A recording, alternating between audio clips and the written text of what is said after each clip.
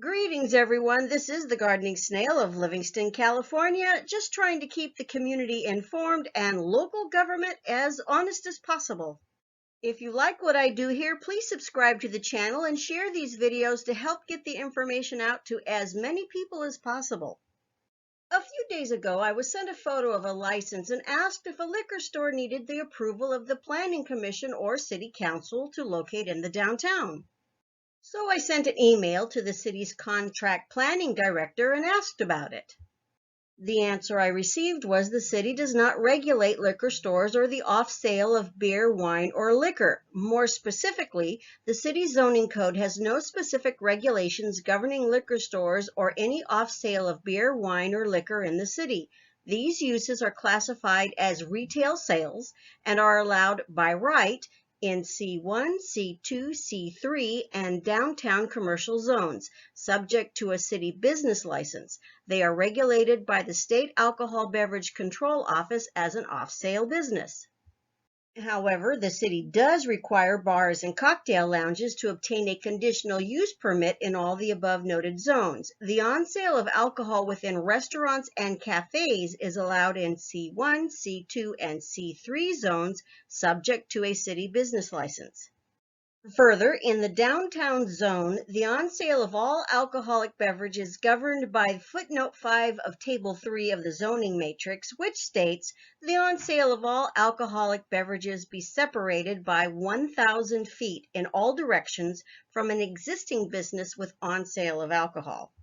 And presumably, the City Council could allow on-sale businesses to locate closer to each other with individual review via a conditional use permit. Like off-sale businesses, all on-sale businesses are regulated by the State Alcoholic Beverage Control Board. A liquor store can be allowed in Livingston with only a business license. It would require a new ordinance to change that process and have a review and approval by the Planning Commission and/or the City Council for a liquor store. Cities can and do require a conditional use permit granted by the Planning Commission or City Council before a liquor store is allowed either citywide or for a specific area of the city. It's up to each city how to regulate. It looks like the answer to the question of how many liquor stores can there be in downtown is only limited by the number of spaces available and licenses by the state. And it would take a new ordinance to change that. So why is this even popping up as an issue? Well, part of it has to do with alcohol in the downtown and proximity to minors. Once upon a time, which most of us old-timers can remember, there were a lot of bars in Livingston, with several of them on Main Street. Over the years, changes in the zoning code made it impossible for all the bars to remain viable on Main Street. Over time, most residents seemed to believe a 1,000-foot restriction would eliminate the alcohol problem in the downtown. Flash forward several years. A potential club at 444 Main Street was beaten back by residents and council members because of its proximity to schools. The protest was at least partly about potentially exposing minors to alcohol as they walked by to and from school. The same thing happened for a potential wholesale, not retail, medicinal cannabis operation at the same address. People from schools protested the possibility of kids being exposed to edibles and smokables, even though those products were not part of the proposed project. I also remember the year when some residents and council members were very peeved that a gun shop obtained a business license and was eventually located in the same building the liquor store will be in. They were outraged that it only took a business license from the city, after having met the requirements for state and federal licenses and approval from law enforcement.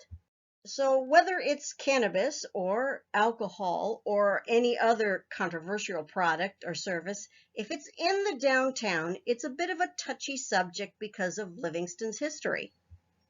If you're curious about what is being planned over the next 12 months or so, your best bet would be by paying attention to what staff reports at Planning Commission meetings. The following is from the July 2020 Planning Commission meeting and is part of the meeting minutes that will be approved on November 10th. The State Housing Element Progress Report has been completed, so the city is in full compliance with state law. That is important because it opens the door for grant opportunities. There is a large 480-unit apartment project on South Main Street called The Villages at Main. While they were doing their environmental document for the project, they found some Swainson's hawk nesting in one of the trees on the site. That is of significance because Swainson hawk is listed as a threatened or endangered species in California, so city staff is working with the applicant and the environmental consultants to figure out how to deal with this situation. There is a proposed truck fueling station on Campbell Boulevard and Hammett Avenue across from the Arco gas station that has been approved. The project is currently going through its traffic study. The Cannabis project on Bird Road is also currently going through their traffic study. The AAA truck wash off of Winton Parkway has hired a new engineer for their project. They are completing their initial study and also doing a traffic study.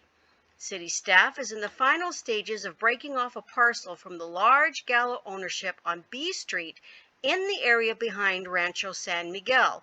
The parcel shall be legally created in about a month from the date of this report, and then they will file an application to amend the general plan, rezone to multifamily high-density residential, and come forward with a site plan and design review application, which should be coming to the Planning Commission and the City Council in the next few months.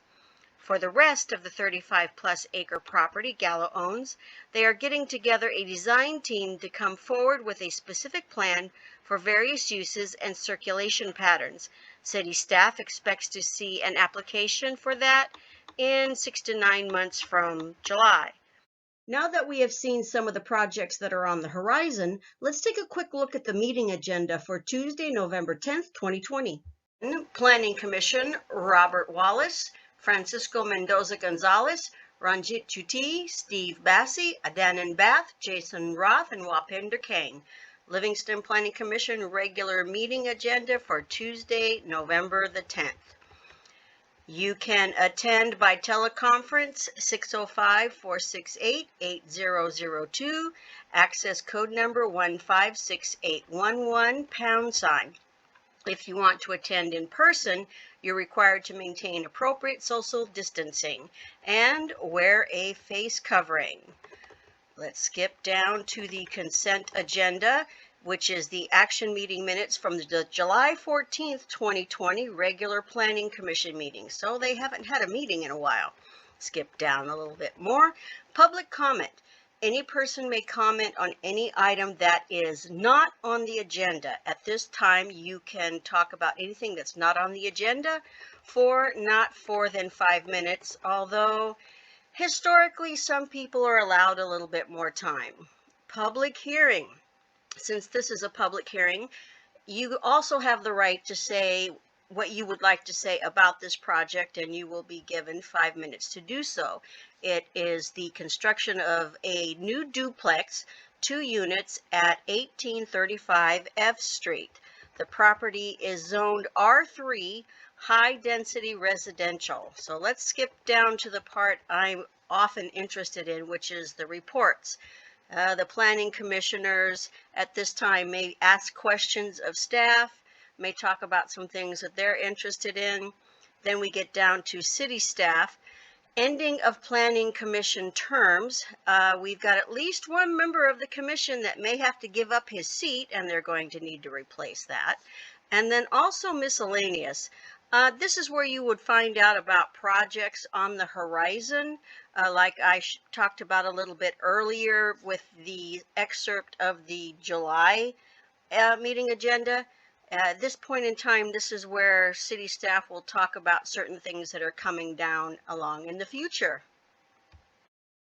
If you're subscribed to the channel already, you might want to check and make sure you're still subscribed so you're notified whenever a new video goes live. And subscribe if you're new. Until next time, this is the gardening snail of Livingston, California, because not every critter is hiding under a rock.